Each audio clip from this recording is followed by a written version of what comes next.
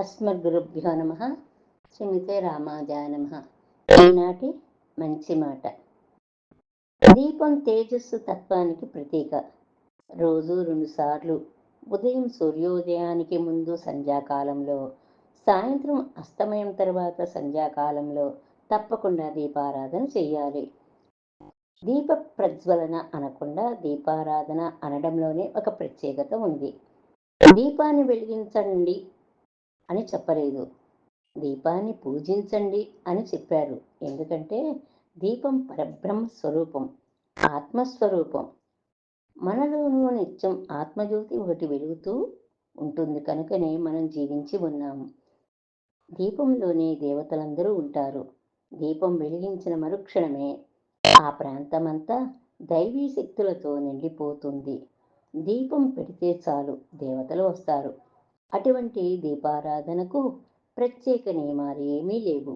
స్నానం చేసిన తర్వాత వెలిగించినట్టే సాయంత్రం స్నానం చేసి దీపం వెలిగించాలి. సాయంత్రం స్నానం చేయలేని స్థితిలో కనీసం ముఖము, కాళ్ళు, చేతులు, నోరు కడుక్కొని దీపారాధన చెయ్యాలి. ఇక దీపం వెలిగించే ప్రమిద బంగారం కానీ, వెన్నెది కానీ, ఇత్తడిది కానీ, మట్టిదైనా అయి ఉండాలి. స్టీలు, ఇనుప ప్రమిదలలో ఎప్పుడూ దీపారాధన వెలిగించకూడదు. దీపపు ప్రమిద ఎప్పుడూ నేలపైన ఉంచకూడదు. అది దీపాన్ని అగౌరవపరిచినట్టు అవుతుంది. క్రింది ఒక చిన్న ఇత్తడి లేక మట్టి ప్లేటు లాంటిది పెట్టి దానిపైన ప్రమిద ఉంచాలి.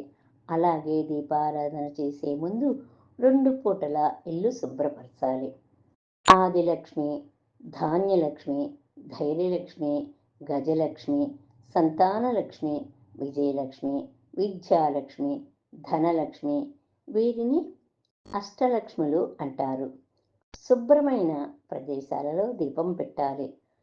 దీపారాధన చేసే చోట నీటితో తుడిచి బియ్యపు పిండితో ముగ్గు వేసి చిన్నదైనా సరే కొద్దిగా పసుపు కుంకుమ చల్లి అప్పుడు దీపపు ప్రమిద పెట్టి దీపం వెలిగించాలి.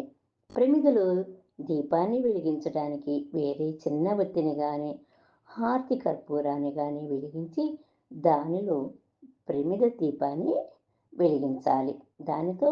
దీపాన్ని వెలిగించాలి. ఇవన్నీ రోజు చేయడం కష్టంగా భావిస్తే రోజు మామూలుగా దీపం వెలిగించి పర్వదినాలలో, సెలవు దినాలలోనైనా ఈ విధంగా పాటించవచ్చు.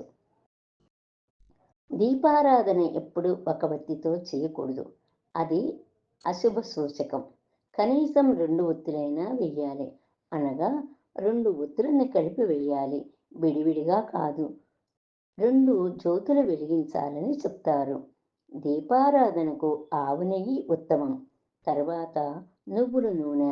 దీపం వెలిగించాక ప్రమిదకు గంధం, కుంకుమ పెట్టి పూలు సమర్పించాలి. సర్వదేవత స్వరూపమైన ఆ దీపానికి నమస్కరించాలి. చిన్న బెల్లము ముక్క కానీ, పటిక బెల్ల పలుకులు కానీ, ఏదో ఒక పండు కానీ, లేదా అందుబాటులో ఉన్న దానిని దీపానికి నివేదన చేయాలి. ఏ ఇంట్లో నిత్యం 2 పూటల దీపారాధన చేస్తారో ఆ ఇంట లక్ష్మి ఎప్పటికీ నిలిచే ఉంటుంది. దుష్టశక్తులు ఆ ఇంటికి దరిదాపుల్లోకి కూడా రాలేవు. వ్యాపారం అభివృద్ధి చెందాలనుకునేవారు నిత్యం వ్యాపార స్థలాలలో దీపారాధన చేయడం వలన కలిగే మార్పులు స్వయంగా గమనించవచ్చు.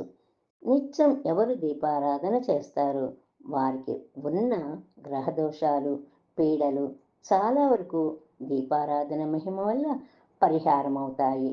ఇంట్లో శాంతి నెలకొంటుంది. పిల్లలు అభివృద్ధిలోకి వస్తారు. ఎన్నో ప్రయోజనాలను కలిగించే దీపారాధన మనలోని జ్ఞానాన్ని పెంపొందిస్తుంది. జై శ్రీమన్నారాయణ, జై గోవింద.